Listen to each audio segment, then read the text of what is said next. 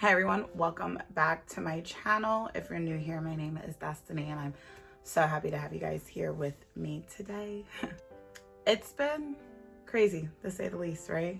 Yeah, I think I'm just gonna go ahead and dive right into like what this video is about and just kind of explain myself, I guess, and just give like, I guess, a life update. Where do I begin? When I started my channel for YouTube, it was in 2020, and it wasn't for some like try to get money on the side type thing or anything like that. It was solely to kind of put content out there that moms could relate to. And I had fallen in love with like routine videos and clean with me's, and during that time it just helped me so much, like get motivated, and I wanted to be able to motivate people and like do the same and just kind of put like real shit out there. I'm just gonna be like as authentic and like candid as I can. Yeah, so that's what I did. I started my channel and it was like this super bold move and I was so excited to do it. And then when I started it, I think I thought it was gonna be something else. I thought that, you know, I was going to be like consistent enough and that type of energy that would be able to like reel in subscribers and stuff. And while I didn't assume YouTube would be easy, it was a little more challenging than I anticipated. But I was totally okay with that because I actually just genuinely love doing the videos. I genuinely love putting together videos. I love throwing together content and just doing like relatable shit, like I said. So I started my channel and it, you know, we were just surviving 2020 and my wedding and all that. And I think that everything kind of happened for a reason. I think I learned to kind of edit videos so that I was able to, you know, do my own wedding video, even though it wasn't like the best, but like considering where I was and what I had then, it was, you know, it was good. So, you know, 2020 kind of rocked everyone for me, and I went into 2020 and it was like my 30th birthday and everything was awesome. Then when COVID happened, things like I ended up just really getting this super bad like anxiety about leaving the house, and I just had this chronic fear all of COVID that something was going to happen to my father. And I had my wedding scheduled for 2021. My resort was still closed, and when it came time to put down the money, we decided to pull out of the wedding, just because things were just no one really knew what was going on and people weren't working. And then I decided to just get married. Again, I had this really odd feeling all of 2020 and COVID, and we made it up until the last month. And then on December 24th, I dropped my father off at the ER because his lips were blue, and that was the last time I saw my father coherent. 2021 was a complete blur for me, and I'm probably just now able to finally talk about it, so bear with me because I think I'm finally coming to terms with things. And I thought that if I was going to do it, I might as well do it in the way that I know how. Right? 2021 was a complete blur. My father was put on a ventilator on January 1st. And that kind of just went downhill from there. We weren't sleeping. We were FaceTiming as often as we could, and I would just sit on FaceTime with him, and he would be on a ventilator and I would just talk. And I did this every single day for as long as I could. I prayed every single day, all day long, and I tried to stay halfway functional. I am still a mother, and I have these little kids who are not only watching me and going through this with me, but also we're in school at the same time. And my oldest was, and my youngest was still not sleeping, and he was a little more of a difficult infant, and I was struggling. And then on at the on January 23rd, I was able to, by that point, get my father transferred. And for those of you who know the story, I was able to raise money to get my father transferred to another hospital to try to, that was my Hail Mary, to try to see if we can save him. And in the end, I know now what the real reason was. That hospital allowed me to, they approved me and my mother to get on the floor to say our final goodbyes to my dad. And while we waited in the hallway as he was on his ventilator, I just remember looking at him and, you know, thanking him for being an amazing person. And, you know, he fought so hard, and oh my God, he fought so hard. And I knew that at this point he already had a heart attack, and I did not approve a DNR up until that point. So my husband got me to the hospital pretty quick, and I verbally approved a DNR just in case I couldn't say goodbye. And you know, God gave me that time, and I think that transfer was for the bigger picture. The doctors and nurses, the doctors and nurses ended up gowning us up and putting us in the room with him. And for those of you who were affected by COVID like this, you know what I mean when I say that no one was able to get there. No one was able to be with their loved ones at that time. And it was just, I remember praying that he wouldn't die alone. And I was so fucking happy that I was able to hold his hand and be with him when he finally let go. And that was my best friend. You know, like, my father was my best friend. I don't remember much after losing my dad. I went and I went to Sanibel for a few days to kind of try to clear my head and kind of just register what just happened. Like, I just had to bury my father, and I you know, was helping my mother through it, and I was handling the arrangements, and I was staying afloat from my little guy who was extremely close with my father, and I was just getting by. So I finally left and went to Florida for a few days, and I sat by the water and I prayed and I cried, and I did it all by myself. And I thought, okay, like, that will help. And I came home, and 2021 was a blur.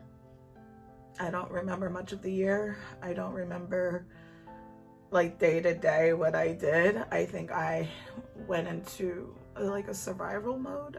My brain physically could not handle anything more, and I was just like on a fucking like autopilot. I immediately knew that I needed to seek help, because I knew one of two things. I was mentally unstable prior to losing my dad, and I always knew that losing my father would be one of the hardest things that I would have to go through in my life. So I already knew that I needed to be guided through this process, and I wanted to be healthy for my children. I know in the end, my dad, he was one of the most amazing people, like I said, I have ever met. And I knew he wanted me to be okay for my kids. So I fought my ass off for a year and a half in therapy, almost a year and a half. Weekly therapy and psych appointments, several almost admissions to crisis, and a lot of prayer, and my best friends and my husband and my immediate my family, like, to really help me through this. It was one of the hardest years of my entire life, and it hasn't been until almost 2 years later that I've been able to admit that. I tried my hardest to get back to YouTube. I tried my hardest to get back to content creating. I tried my hardest. I wrote a freaking book. Like, I was trying my hardest, and I just couldn't get me back. And then it finally hit me. I was never going to get me back. I was never going to be who I was in 2020 or anything before January 23rd, 2021. So I fought really hard to stay alive. I fought really hard to be present. And every time I went to go pick up my camera, I just couldn't like commit to recording, and I couldn't find the love again for the things I was doing. So I had to do something like I wasn't used to doing. I had to pause and be patient and give myself time. I am somebody who, like, I will force myself out of emotions. I will force myself through anything. I physically have done it for an entire almost 2 years now. I had to stop and really like kind of allow me to accept, I guess that's where I'm at in my stages of grief, that I was never, well, I had to accept a few things. I had to accept the fact that I was never going to see my father again. That was a very, very hard pill to swallow, and that just really didn't sit right with me for a very long time. And I had to mourn who I was before losing him. I had to let go of who she was. She was different. She still had her world together. And even through that, she was, getting through, but who I am today, I had to fight through a shattered globe again and find a new path and a new way of living and being and who I was becoming. And I couldn't keep thinking about who I was because like I just had to accept that I wasn't her anymore. So once I got to that point, it kind of allowed me to kind of own, like take responsibility for my lack of action. And I then took like another 4 months of accepting the fact that I like couldn't work because of my kids' schedules for school, and then like we didn't really have any help. We really don't have any help like getting the kids home and stuff like that. And it was just like all this back and forth, and I just kind of had to accept a few things. Like, I'm a stay-at-home mom right now. That's who I am. It's what I do. It's because not only am I needed at my house like as a person because I'm a mother, I am needed because and I can list, we can't do aftercare for certain reasons. Xavier's like, I can go on forever on the whys as to why I'm home, but here I am home. So then the next step was finding what I wanted to do again. And it was hard because I did not know how to put content out there that wasn't like authentic. And I didn't know how to be authentic when I wasn't really being like honest with what I was going through. Because I wasn't really showing anyone anything anyway, So here I am today, and it is October, I think 27th.